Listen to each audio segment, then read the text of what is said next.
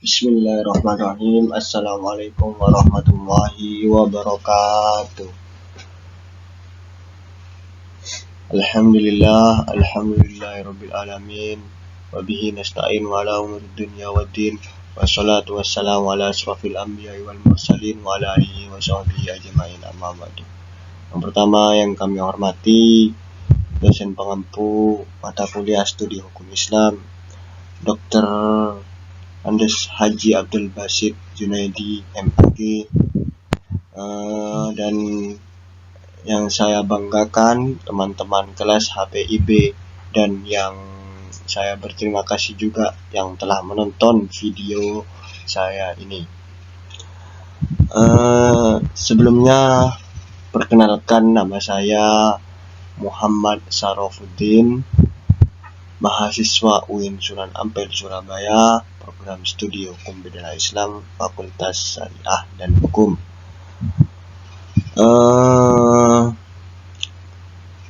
Di sini saya akan menjelaskan tentang siapa itu Imam Ahmad bin Hambal dan metode Sadd al-Dzari'ahnya.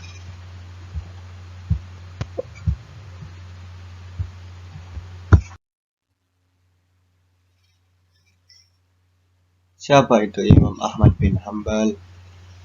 Berikut biografi singkat tentang Imam Ahmad bin Hambal. Nama lengkap beliau adalah Imam Abu Abdullah Ahmad bin Hambal bin Hilal bin As'ad al-Zuhaili as-Saibani. Dilahirkan dan dibesarkan di Baghdad, wafat di sana pada bulan Rabiul Awal. Dia telah mengembara untuk menuntut ilmu di beberapa kota seperti Kufah, Basrah, Makkah, Madinah, Yaman, Syam, dan Jazirah.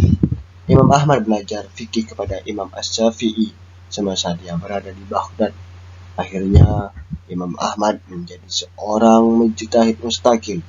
Jumlah gurunya melebihi 100 orang. Dia berusaha mengumpulkan as-sunnah dan menghafalnya hingga dia terkenal sebagai Imam al-Muhadditsun pada zamannya. Ini juga berkat kemurahan gurunya, yaitu Husain bin Bashir bin Abu Khazim al-Bukhari al-Asqali pada tahun 104 sampai 183 Hijriah. Beliau adalah tokoh dalam bidang hadis, sunnah, dan fikih. Dasar madhabnya dalam ijtihad adalah hampir sama dengan prinsip madhab Syafi'i. Ini karena dia dididik oleh Imam Asy-Syafi'i.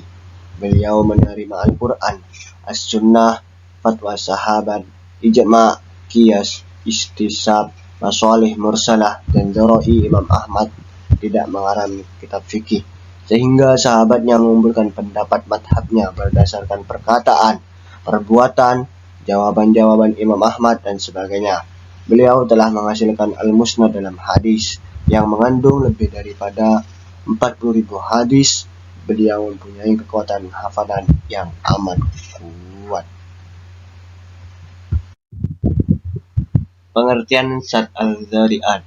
Secara etimologi, kata Sadd al-Dzari'ah merupakan bentuk parafrase atau merupakan bentuk frase idhofah yang terdiri dari dua kata, yaitu Sadd dan Dzari'ah. Kata Sadd merupakan yang berarti sadda yasuddu saddan, dari masdar menutup sesuatu yang cacat atau yang rusak. Sedangkan al-Dzari'ah merupakan kata benda, isim, bentuk tunggal yang berarti wasilah atau perantara. Bentuk jamak dari al-Dzari'ah adalah al-Dzara'i. Secara istilah, para ulama memberikan pengertian Dzari'ah dengan redaksi dan penekanan yang berbeda satu sama lain. Menurut Ibnu Rusdi, al-Dzari'ah adalah sesuatu yang pada lahirnya boleh tetapi penghubung kepada perbuatan yang dilarang, seperti jual beli yang membawa kepada riba. Di kalangan ulama tertentu ada yang memaknai al-Dzari'ah secara khusus, yaitu sesuai yang dilarang dan membawa kemudaratan. Selanjutnya itu ada rukun Sadd al-Dzari'ah. Yang pertama, Muhammad Hasyim al-Burhani menetapkan rukun Dzari'ah kepada 3. Itu yang pertama, perkara yang tidak dilarang dengan sendirinya atau sebagai perantara wasilah, sarana atau jalan. dalam hal ini dibagi menjadi 3 keadaan. Yang pertama yaitu maksud dan tujuan perbuatan itu adalah untuk seperti lain yang perbuatan bayun atau ajan. Yang kedua yaitu maksud dan tujuan perbuatan itu adalah untuk seperti sendiri, itu perbuatan mencaci dan mencela sembahan orang lain.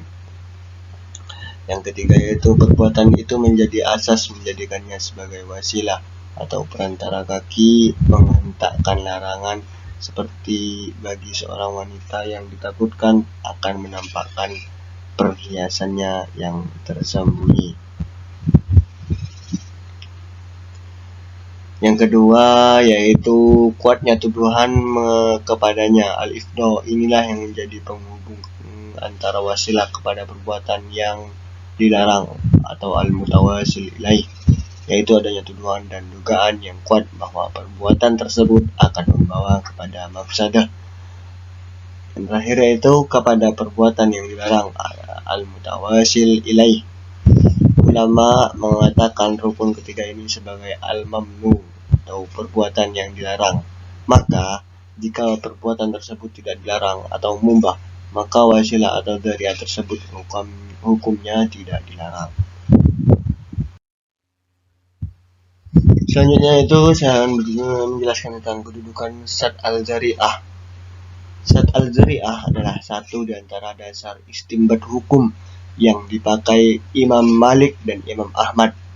Sad al-dzari'ah merupakan syariat Tuhan sebagai tindakan preventif untuk mencegah manusia untuk tidak melakukan atau melanggar aturan Tuhan.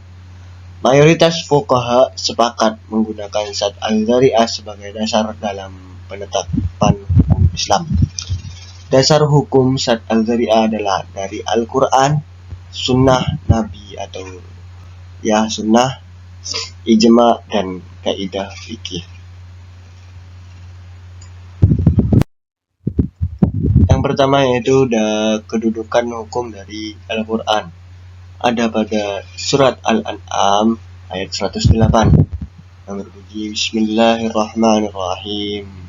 Wala tasubbul ladzina yad'una min dunillahi fayasubbullaha adwan bighairi ilm. Kadzalika zayyana likulli ummatin amalahum summa ila rabbihim marji'uhum fayunabbi'uhum bima kanu ya'malun. Yang artinya, dan janganlah kamu memaki sesembahan yang mereka sembah selain Allah, karena mereka nanti akan memaki Allah dengan melampaui batas tanpa dasar pengetahuan. Demikianlah kami jadikan setiap umat menganggap baik pekerjaan mereka, kemudian kepada Tuhan tempat kembali mereka, lalu Dia akan memberitahukan kepada mereka apa yang telah mereka kerjakan.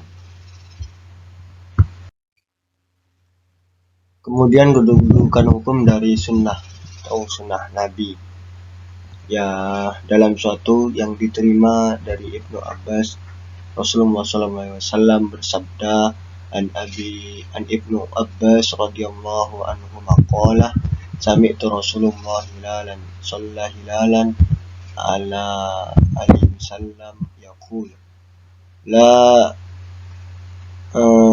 yukhallawna rajulan bi mar'ata ala wa ma'aha zu mahramin wala tusafiru al mar'atu ala wa ma'aha zu mahramin. Dari Ibnu Abbas, ia berkata, saya mendengar Rasulullah SAW bersabda, jangan sekali-kali seorang laki-laki bersunyi-sunyi atau khalwat dengan seorang wanita kecuali didampingi mahramnya, dan wanita itu tidak boleh bepergian kecuali bersama muhrimnya. Muttafaqun alaih. Larangan khalwat dalam hadis di atas adalah untuk menghindari larangan utama berupa perbuatan cabul atau perzinaan. Jadi yang dituju larangan sebenarnya adalah zinanya, akan tetapi berduaan antara laki-laki dan perempuan di tempat sepi atau khalwat dapat membawa kepada perbuatan zina. Oleh karena itu, maka khalwat sekalipun ketika membaca Al-Quran atau perjalanan waktu mengerjakan haji dan atau mengunjungi orang tua tidak dibolehkan demi menghindari sad dzari'ah yang menyebabkan terjadinya zina. Selanjutnya yaitu kedudukan hukum dari segi kaidah fikih.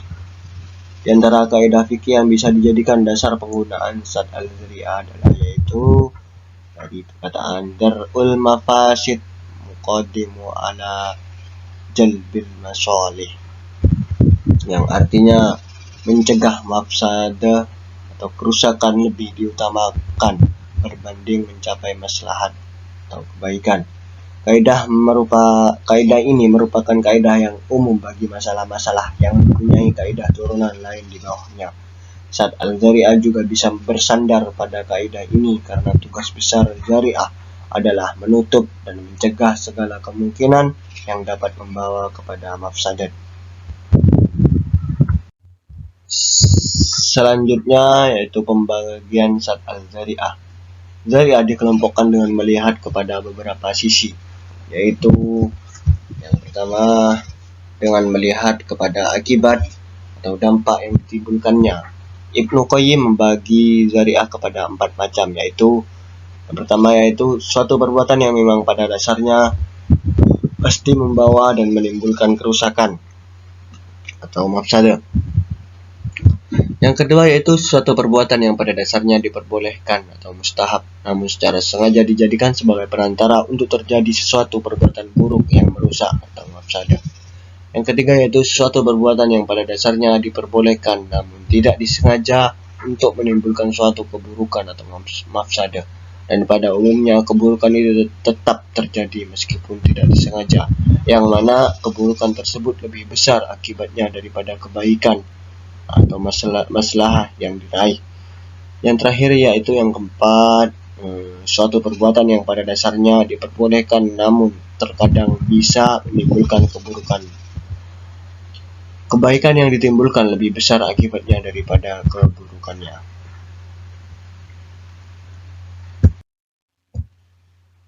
Selanjutnya yaitu pembagian sad al-dzari'ah yang kedua. Dari sisi tingkat kerusakan yang ditimbulkan, Syatibi membagi dzari'ah kepada 4 macam, yaitu yang pertama, perbuatan yang dilakukan tersebut membawa kemafsadatan yang pasti. Yang kedua yaitu perbuatan yang jarang sekali membawa kepada kerusakan atau perbuatan terlarang. Yang ketiga yaitu perbuatan yang dilakukan kemungkinan besar akan membawa kemafsadatan. Dan yang keempat yaitu perbuatan yang pada dasarnya boleh dilakukan karena mengandung kemaslahatan, tetapi memungkinkan terjadinya kemafsadatan. Pembagian sad al-dzari'ah yang ketiga yaitu dilihat dari hukumnya. Al-Qarafi membaginya kepada 3 bagian, yaitu yang pertama, sesuatu yang disepakati untuk dilarang, seperti mencaci maki berhala bagi orang yang mengetahui atau menduga keras bahwa penyembah berhala tersebut akan membalas mencaci maki Allah seketika itu pula.